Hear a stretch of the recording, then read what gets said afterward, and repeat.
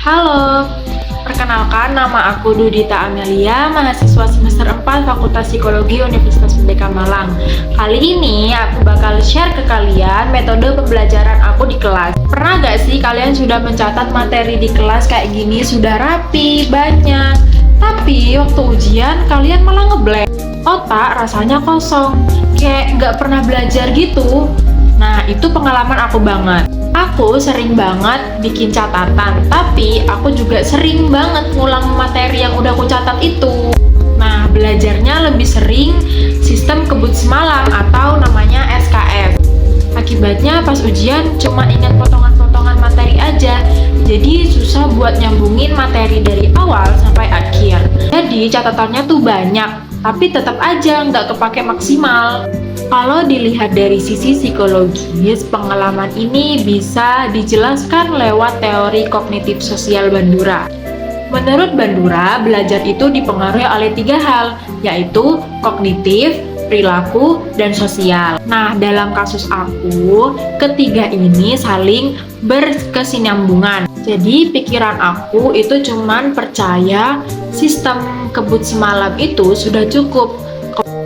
Kemudian perilaku aku cuma belajar semalam aja, yaitu SKS. Dan dari lingkungan, aku mencatat materi yang malah gak dimanfaatin. Jadi semuanya saling berkaitan.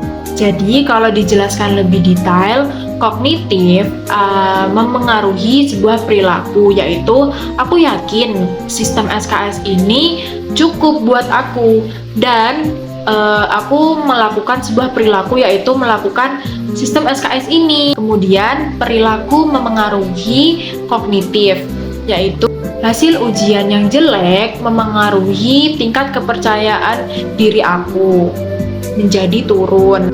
Dan yang terakhir, lingkungan memengaruhi perilaku, yaitu catatan udah rapi tapi nggak pernah dimanfaatin, nggak pernah belajar ulang review materi.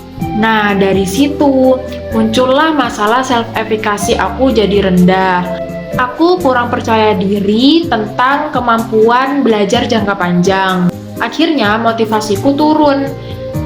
Jadi catatan banyak, tapi pas ujian tetap aja nggak membantu. Contohnya, aku tuh pernah bikin catatan rapi, lengkap. Tapi waktu ujian, aku cuma ingat hal-hal tertentu aja, nggak ingat semua materi. Palingan cuman hal-hal tertentu gitu, nggak secara detail aku ingatnya materi.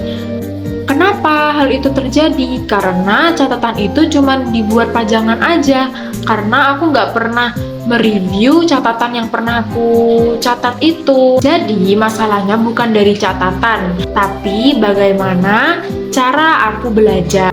Nah, supaya belajar lebih efektif, aku bisa coba beberapa hal. Yang pertama, yaitu meningkatkan self-efficacy dengan cara bikin strategi belajar teratur biar self-efficacy atau percaya diri aku menjadi naik.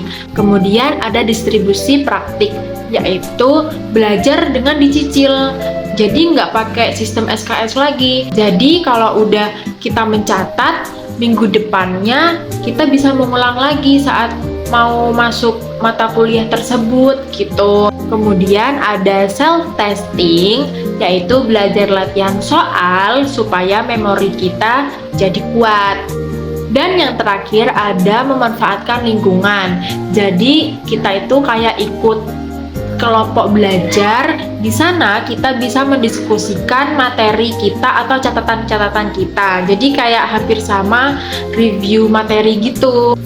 Nah, dengan cara ini belajar lebih konsisten dan nggak panik lagi kalau mau ujian. Jadi waktu ujian kita nggak ngeblank lagi.